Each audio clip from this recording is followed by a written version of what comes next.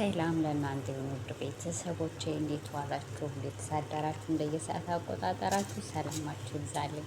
የዛሬው ደግሞ ቪዲዮ እንግዲህ ያው ከዛሬው ለየት ባለ ነው ማለት ነው። አንዷ መታየት አንቺ ገጠሬ አንቺ ባላገር አለች ማለት ነው። ለዛ መልስ ደግሞ እኔ ዛሬ ተፍ ተፍ እያልኩ ገጠሬ ስትሆኑ ተመልከቱ። ሽምብራው እንዴት ትቆላላችሁ፣ ባቄላውን ትቆላላችሁ፣ እንደፈለጋችሁ ትበላላችሁ። አያችሁ እንደ ሌላው አሁን ለምሳሌ ማለት ነው ሽንት ቤት እያጠጣችሁ ሽንት ቤት ውሃ ወይም ራሳችሁን እያዋረዳችሁ ጌም እየተጫወታችሁ አይደለም። እኛ የባላገር ልጆች የገጠር ልጆች እንደዚህ ፏ ብለን የምንበላው አተን አይደለም። ስደት ስንመጣ ካለንበት የተሻለ ነገር ሰርተን ትልቅ ደረጃ እንደርሳለን የሚለውን አስበን ነው እንጂ ሆዳችን ሞልቶ ተርፎማ እንኳን ገጠር ገብቶ እኛ ከተማውንም እያጠገብን ነው እላችኋለሁ ማለት ነውና ወደ ሁለተኛው ሰበር ዜና ትመጣላችሁ ቤተሰቦች። ዛሬ እንግዲህ እንደምታዩት ስለ እንትኖች ነው የምናወራው ማለት ነው። ቲክታከር የተባለ ኢትዮጵያ ውስጥ ሁሉም ታሰሩ ማለት ነው። ማን ቀረ? እነ መሚ ፕሬዝዳንት፣ እነ ሞን በቃ ሁሉም አብሶ አዋር ላይ የተሳተፉት ሁሉም ታሰሩ ማለት ነው። እና ምን ትላላችሁ? አይ መንግስት ይመቸው ብያለሁ። ይመቸው እንደዚህ ስነ ስርዓት ያልያዙትን ስነ ስርዓት የያዛቸው። ቀጣይ ደግሞ ወደ ዩቱበር እንደሚሄድ አላረጋገጥም እና ወደ ዩቱበር ሂዱ ነው የምለው ማለት ነው። መንግስት ይመቸው።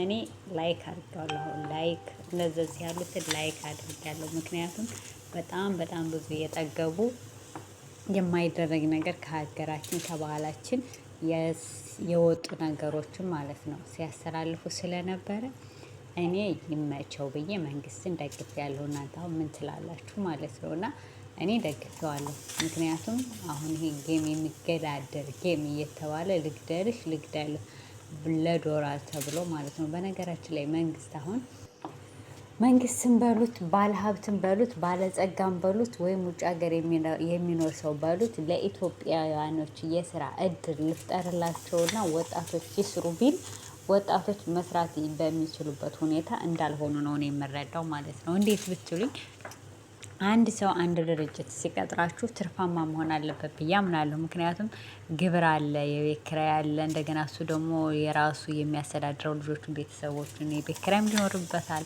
ብዙ ነገሮች አሉ አይደለ? ያንን ሲሰራ ትርፋማ መሆን አለበት አይደል? እና በተመጣጣኝ ዋጋ ድርጅት ከፍሎ አንድ ሴት ልጅ እንበለው በአሁኑ በኑሮው ውድነት ለምሳሌ ማለት ነው 15,000 ወይም 20,000 ተቀጠረች ስሪ ብትባል ትሰራለች ብላችሁ ታምናላችሁ? ኢትዮጵያ ላይ አትሰራም። አብሶ ጌም እንደዚህ የምትጫወት ሚዲያን የምትጠቀም እንዴት ብትሉኝ ይቺ እንትን ማለት ነው ይቺ 20,000 ብር የአንድ አንበሳ ዋጋ የአንድ አንበሳ ዋጋ ራሱ 56,000 ነው፣ 57,000 ነው የሚሆነው። ገባችሁ? አያችሁ?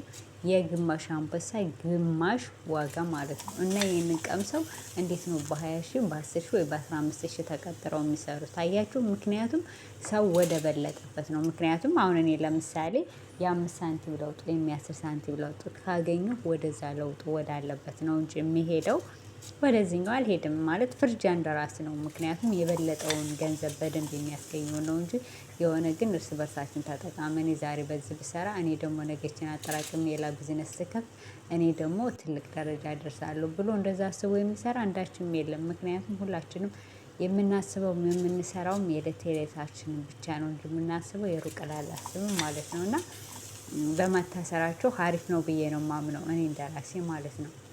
የተለያየ ነገር ለመስራት ኢትዮጵያ ላይ በጣም ከባድ ነው ማለት ነው። እና ሁሉ ነገር ውድ የሆነበት ነው። አንድ ስልክ ትገዛላችሁ፣ ከዛ በኋላ በቃ የፈለጋችሁትን እየሆናችሁ ገንዘብ ማብጣት ነው። በነገራችን ላይ ብዙ አሁን ይሄ መገዳደል ግን የሚባል አካላዊ ትንኮሳ ለምሳሌ እኛ የምናውቀው ያው ሶሻል ሚዲያ ላይ ሁሉ ላይ ስሙ እየተነሳ እየተዟዟረ ነው ያለው ዞይ የሚባል እንደገና ያው ታውቃላችሁ ሶሻል ሚዲያ ላይ ልጁ በምን አይነት ሁኔታ ህይወቱ እንዳለፈበት አይደል? ሁላችንም አይተናል፣ ሰምተናል፣ ቪዲዮውንም አይተናል፣ ብዙ ነገሮችን ተነግሮናል፣ ሰምተናል ማለት ነው አይደለ? እናይቱም አባይቱም ተናግረዋል።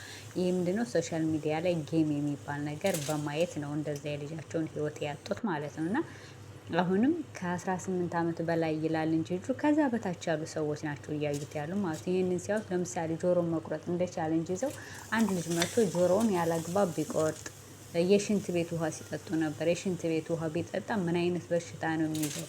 የዛን የተሰጠውን ብር ዋጋ የማይከፍል እነሱ ግን ለገንዘብ ብለው እንደዛ ሲሆኑ እዚህ ጋር ትውልድ ይበላሻል። ስለዚህ እኔ ጌመሮቹም ታስረው ትክክለኛ ቅጣት ያለውን እንዲቀጡ ትክክለኛ ፍርድ እንዲያገኙ መደረጋቸው በእኔ በኩል አሪፍ ነው ብዬ የምል ሴት ነኝ ማለት ነው። እኔ እንደራሴ ማለት ነው። እና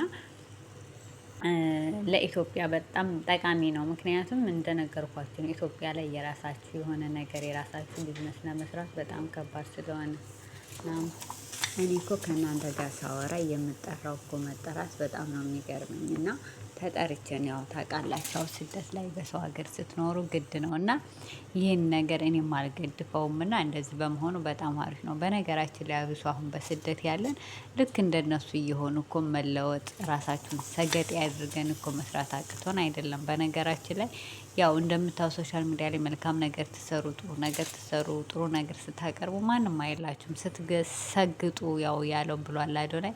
ይህን መጥፎ ነገሮችን ስናስተላልፍ እይታም ይኖረናል፣ ባራል ይወጣል።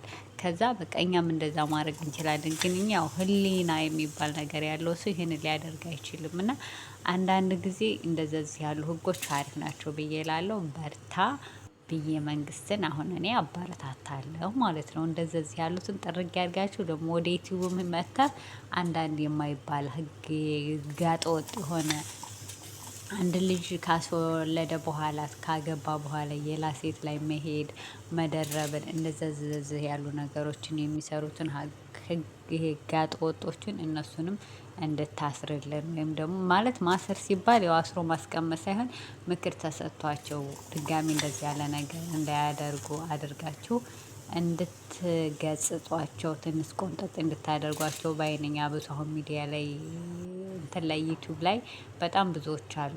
2-3 ሚስት ያመጣሉ፣ አገባዎች ይላሉ፣ ይሳሳማሉ፣ በማግስቱ ተፋታን ይላሉ። ደግሞ ከሌላ ሴት ጋር እንደዚሁ ሲሳሳሙ እንትን ይላሉ። ምክንያቱም እነሱ የሚያዩት ብሩ ነው እንጂ የማህበራዊ ምንድነው ሰዎቹ ምን እየሆኑ ነው የሚለውን ነገር ምንም እያስተማሩ ስላልሆነ ድረስ ማለት ነው። እና ይሄንን ነገር እንዴት ታውታላችሁ ብዬ እላለሁ ማለት ነው። ከዛ እንግዲህ ይሄንን ቪዲዮ የሰራሁበት ዛሬ ይሄን ሽምብራ እየቆላው ምናምን ያው ባላገር ብላችሁ ለሰደባችሁ ነው። ባላገር ማለት ሀገር ያለው፣ ገጠሬ ማለት ደግሞ ያው ገጠር ላይ ሁሉ ነገር የሚገኝበት ሁላችንም ተገጠር የወጣንን ከተማ መብራት የሚያብረቀርቅ መብራት ብቻ ነው እንጂ ያለው ምንም የለም። ሁሉ ከኛ ሁሉ ከደጆ የሚባል ነው ማለት ነው። ሁሉም ከኛ ነው። የሚበላው የሚጠጣው የሚለበሰው ሁሉ ነገር ልብስ አሁን ከቆዳዎች ነው የሚሰራ ይላል። ቆዳ እንግዲህ የበግ ቆዳም ሆነ የምንም ቆዳ ከገጠር ነው የሚመጣው። አትክልት ብትሉ ምን ብትሉ ወተት በቃ ሁሉ ነገር። ስለዚህ ገጠር ወይም አንቺ ባላገር ብላችሁ የምትሳደቡ ሰዎች ስነ ስርዓት እንድትይዙ ትምህርት እንዲሆናችሁ ብዬ ነው። እና እኔ ለምሳሌ ይህችን እየሰራው ነው የምኖረው ማለት ነው። እንዲህ እየቆላው የገጠር ሲሆን እንዲህ እያደረግኩ እንደዚህ እንዲህ እየቃምኩኝ ቆሎ እየቀረጠምኩኝ ንፍሮዬን እየቃምኩ ነው ያደግኩት ማለት ነው። እንጂ ተንቆጥቁጦ ወይም ተሸምቶ ያደግኩ ልጅ አይደለሁም ማለት ነው። ለእናንተ ትምህርት እንዲሆናችሁ ብዬ ነው። እኔ ገበሬ ልጅ ነኝ። አርሰው ቆፍረው አጭደው ያበሉኝ ነኝ እንጂ እኔ በሸመታ በልመና ያደግኩ ልጅ አይደለሁም። ያው የጀግና ዘር ስትሆኑ እንደዚህ ነው እንደዚህ ነው። እንኳን ለራሳችን ለሰው እንሰጣለን ማለት ነው። እና ለዛ ነው መልእክት ያስተላለፍኩት ማለት ነው። እና ደግሞ የታሰሩት እንግዲህ ያው ሁላቸውም እንደየስራቸው አሁን በአለባበሱ የተባሉት ግን በደንብ እንዲቀጡልኝ እፈልጋለሁ። በአለባበሳቸው ራቁት በለበሱት ማለት ነው። አዶናይና ጄሪ እንግዲህ ያው ቅጣት ይሰጣቸው። ግን ያው በቅጣታቸው ልክ ደግሞ አለ አይደለ ያው መሰገጡን ያው እኛ የተረዳነው እንደዚህ ነው። በኢትዮጵያዊ እንደዚህ ነው ብላችሁ በደንብ አድርጋችሁ ፍርድ ሰጥታችሁ እንደምትለቋቸው ባለሙሉ ተስፋ ነን። ግን መቀጣጫ አድርጋችሁ ልቀቋቸው፣ አታንገላቷቸው። እንደ ጆል ዳንኤል ማለት ነው። አሁን ጆል ዳንኤል 2 አመት ታሰረ ወጣ ተባለ አይደል? አሁን ከዚች በኋላ እንግዲህ ብዙ ትምህርት አሁን ከሱ የሚማሩ አሉ። ለምሳሌ አውሮፕላን ላይ ወጥቶ አልወርድም ማለት እንደማይቻል ወይ አውቶቢስ ወይም እንዲህ ሰው ራሱ ሰው መኪና ላይ ወጥቶ አይ መኪናዬም መንዳት አልፈለኩም ውረዱ ቢል መውረድ አለብን። እንኳን አውሮፕላን አየር ጥሩ አይደለም፣ አየሩ ጥሩ ስላልሆነ መሄድ አይችልም ሲባል አልወርድም ማለት እና አሁን እሱ ትልቅ ትምህርት ተምሮ ትልቅ ቅጣት ተቀጥቶ ወጥቷል። ለምሳሌ ከዚህ በኋላ የትም ሀገር ብሄድ የትም ቢሄድ ራሱ አልወርድም የምትለዋ ነገር ያው ታክሲ ላይ ቢሆን እንደማየ ትልቅ ትምህርት ሰጥታችሁታል ማለት ነው። ውድ ቤተሰቦቼ እንግዲህ ደግሞ በሌላ ቪዲዮ በአዲስ ቪዲዮ እስከምንገናኝ ድረስ ቸር ሰንብቱልኝ። ሁላችሁንም ወዳችኋለሁ። ይችን ሽምብራ እየበላችሁ ጋብዣችኋለሁ ማለት ነው። ያው እኛ መስጠት እናባ ሰጪዎቹ እናባ ቸሮቹ ነው የምንባለው እና ጋብዣችኋለሁ። ብሉ ጠጡልኝ። እንደ ሰዓት አቆጣጠራችሁ። ባይ ባይ። መልካም ቀን፣ መልካም ውሎ፣ መልካም ዳር ባይ